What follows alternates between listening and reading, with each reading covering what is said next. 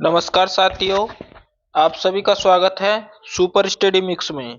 तो आज हम बात करते हैं यूपी ट्रिपल एससी द्वारा जो एजीटीए का एग्जाम होगा या एनीबडी जो भी आपका कृषि से रिलेटेड एग्जाम होगा किसी भी विभाग का या किसी भी डिपार्टमेंट का या कोई भी जॉब, तो उसमें मक्का या मेज से रिलेटेड आपके क्वेश्चन पुटअप होते हैं और इस परीक्षा में भी आपके क्वेश्चन पुटअप होंगे।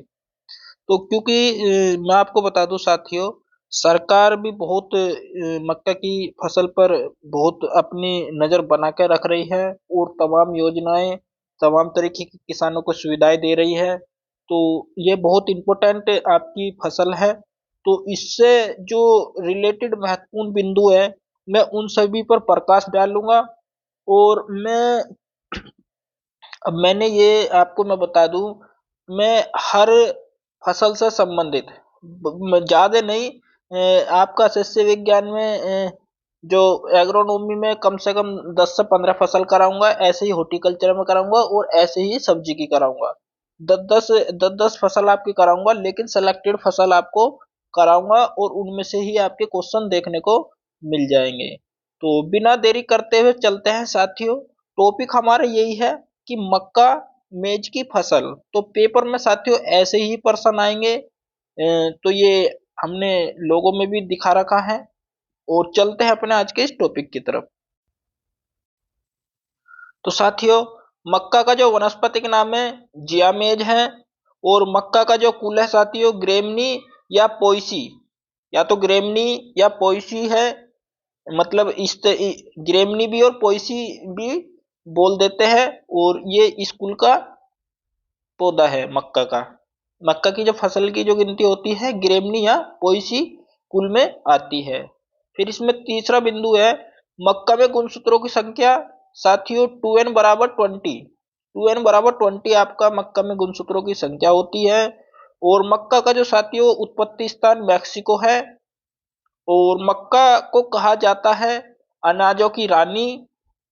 और साथियों इसमें जो 6 पॉइंट है, मक्का का दाना जो कहलाता है, मक्का का दाना कैरो स्पिस कैरियो स्पिस कहलाता है मक्का का दाना। और साथियों मक्का का जो पुष्प होता है वो द्विलिंगी कहलाता है। और मक्का किस ऋतु की फसल है साथियों? ये आपका खरीफ ऋतु की है, लेकिन रबी में भी इसको सफलतापूर्वक उगाया जा सकता है। जो मक्का है, वैसे तो ये मुख्य रूप से खरीफ की फसल है, लेकिन इसको साथियों रबी में भी उगाया जा सकता है। नेक्स्ट बिंदु है जो इसमें है नो, मक्का अनुसंधान निदेशालय कहाँ स्थित है? तो साथियों ये लुधियाना पंजाब में स्थित है। 10, संकर मक्का की बीज दर क्या है? तो संकर मक्का की बीज दर साथियों 20 से 25 किलोग्राम प्रति हेक्टेयर है। और फिर प्रश्न 11 है, भारत का कौन सा राज्य मक्का उत्पादन में प्रथम है? तो उत्तर प्रदेश साथियों मक्का उत्पादन में प्रथम स्थान है यूपी का। प्रश्न 12 है, मक्का के अंकुरण के लिए उपयुक्त तापमान कितना होना चाहिए? तो 21 से 32 सेंटीग्रेड तापमान होना चाहिए। अब बात आती है प्रश्न नंबर 13, मक्का की संकर किस्में कब रिलीज हुई? तो मक्का की जो संकर किस्में कब रिलीज हुई थी साथियों? ये 1961 में रिलीज हुई थी। जो भी फसल से मैन इफेक्ट होंगे मैं उनको आपको करा दूंगा। भारत में रबी ऋतु में मक्का कितने प्रतिशत उगाई जाती है? तो कहने का मतलब ये पूछ रहा है प्रश्न नंबर 14 में, भारत में रबी ऋतु में मक्का कितने प्रतिशत उगाई जाती है? तो साथियों ये 15% उगाई जाती है रबी में, और बाकी आपका 85% उगाई जाती है खरीफ सीजन में। नेक्स्ट है हमारा, चारे के लिए मक्का की बीज दर होती है। तो अगर हमें चारा चारा प्राप्त करना है मक्का से, उसमें हमें 40 से 45 किलोग्राम प्रति हेक्टेयर की दर से हमें बीज से बुआई करनी होगी, ताकि हमें चारा प्राप्त हो जाए। प्रश्न नंबर 16 है, मक्का के दाने में प्रोटीन कितने प्रतिशत होती है? तो साथियों प्रश्न नंबर 16 है, मक्का के दाने में प्रोटीन कितने प्रतिशत होती है? तो लगभग 10 से 11% प्रोटीन होती है। प्रश्न 17 है, मक्का में खरीफ ऋतु में लाइन से लाइन की दूरी साथियों मतलब 60 गुना 20 सेंटीमीटर। ये आपका इंपॉर्टेंट क्वेश्चन है कि खरीफ ऋतु में जो है मक्का की कितनी लाइन से लाइन की दूरी होनी चाहिए, 60 गुना 20 सेंटीमीटर। प्रश्न नंबर 18 है, मक्का की बुआई सामान्यतः करते हैं। तो साथियों 4 से 5 सेंटीमीटर गहराई पर करते हैं मक्का की बुआई सामान्यतः। प्रश्न नंबर 19 है, 19 में ये पूछा है, मक्का में नर पुष्प को कहते हैं। तो साथियों जो मक्का में जो नर पुष्प को क्या कहते हैं, उसको टेसल के नाम से जाना जाता है। प्रश्न 20 है, मक्का में मादा पुष्प को कहते हैं। साथियों जो मक्का का नर पुष्प तो हो गया टेसल, और मादा पुष्प को कहते हैं साथियों सिल्क। सिल्क कहते हैं मादा पुष्प को। और प्रश्न 21 है, भारत में मक्का का सर्वप्रथम कार्य शुरू किया गया। तो मतलब AICRPM 1957 में किया गया था। AICRPM 1957।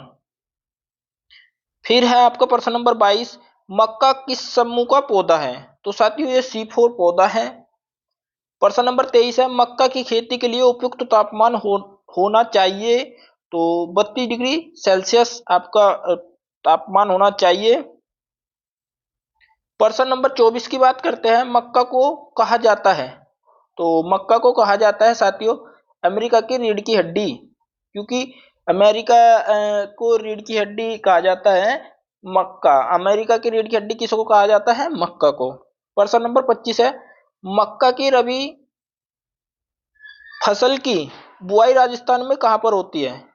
कहने का मतलब यह है कि राजस्थान में रबी सीजन में मक्का की बुआई कहां पर होती है। तो साथियों ये बांसवाड़ा जिले में होती है। नेक्स्ट प्रश्न है, मक्का की बुआई करने वाले यंत्र को कहते हैं। तो मक्का की बुआई जिस यंत्र से होती है साथियों उसको मेज प्लांटर कहते हैं। और ऐसे पॉइंट को आप स्टार बना लीजिए, ऐसे ही प्रश्न आपके आते हैं कि मक्का की किस यंत्र के द्वारा बुआई की जाती है। तो साथियों उसको मेज प्लांटर के नाम से जाना जाता है। प्रश्न नंबर 27 है, मक्का की बुआई कौन सी दिशा में करनी चाहिए। तो मक्का की कौन सी बुआई में दिशा करनी चाहिए, पूर्व से साथियों पश्चिम की तरफ करनी चाहिए मक्का की बुआई। प्रश्न नंबर 28 है, मक्का में सफेद काली रोग किसकी कमी से होता है।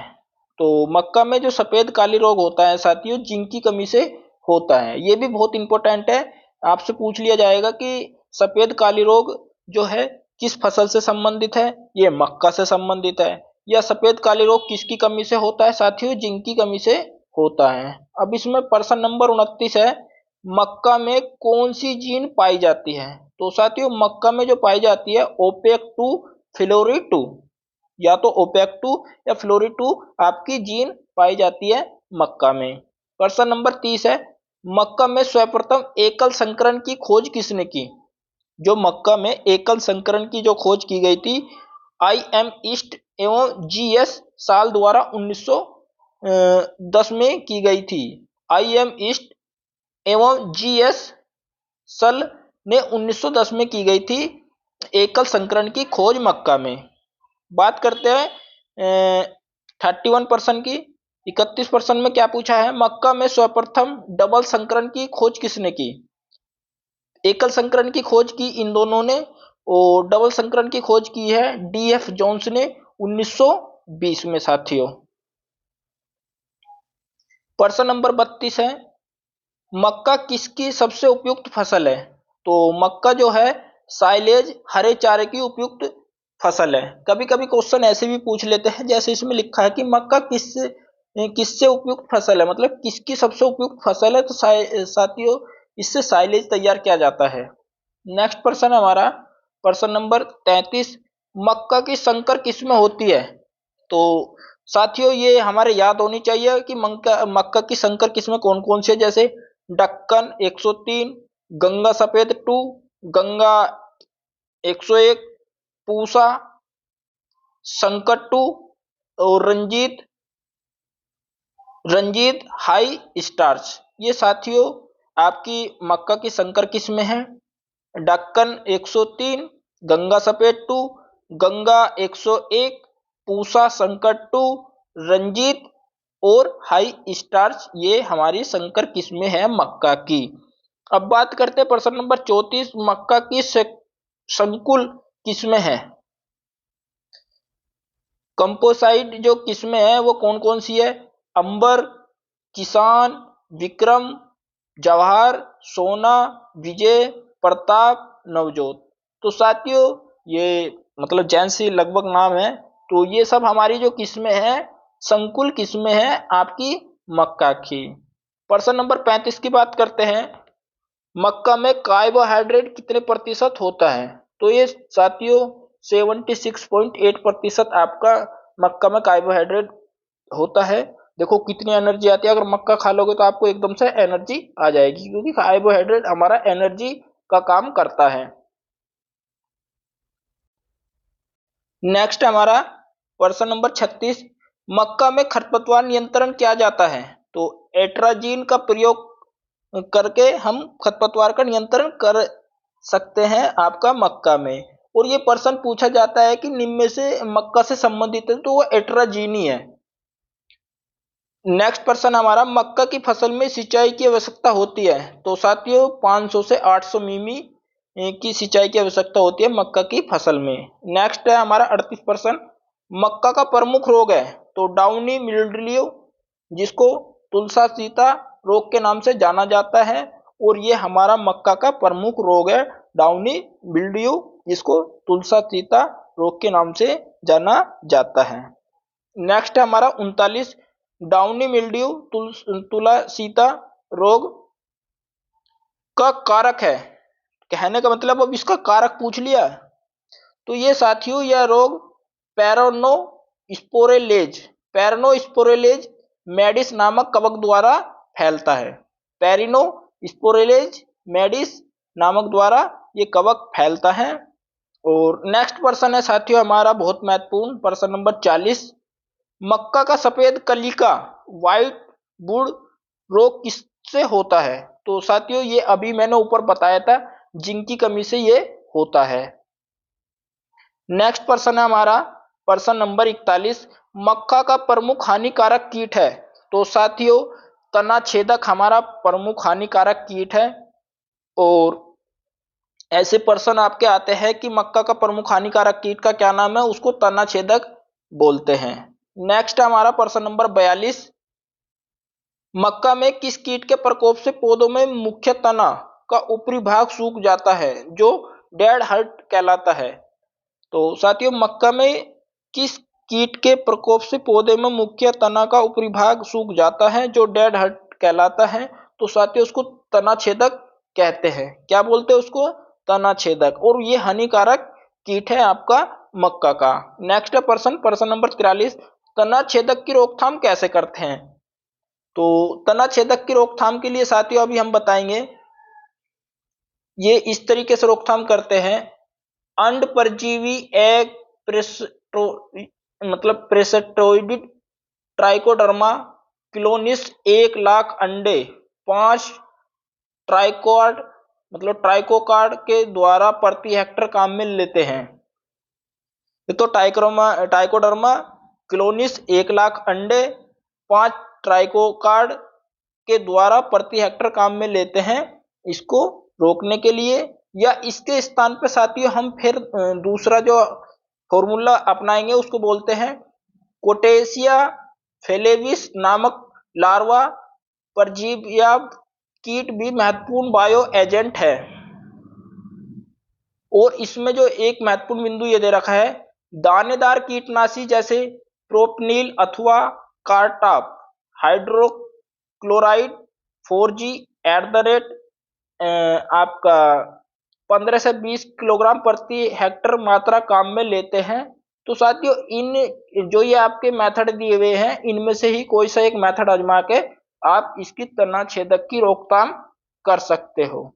तो आई होप वीडियो आपको काफी अच्छा लगा होगा, काफी हेल्पफुल वीडियो है और मैंने आपका समय वेस्ट ना करते हुए थोड़ा स्पीड से आपको वीडियो बनाया है। इसी तरीके की वीडियो पाना चाहते हो तो हमारे साथ जुड़े रहिए और कंटिन्यू वीडियो को देखते रहिए और वीडियो को कम से कम 3 से 4 बार वीडियो को देखा कीजिए ताकि आपके समझ में एक एक क्वेश्चन एक एक पॉइंट आपके समझ में आ जाए। तो अब हम चलते हैं नेक्स्ट वीडियो में आएंगे और तब हम आपको कुछ बताएंगे। जब तक के लिए जय हिंद जय Bharat. Thanks for watching video.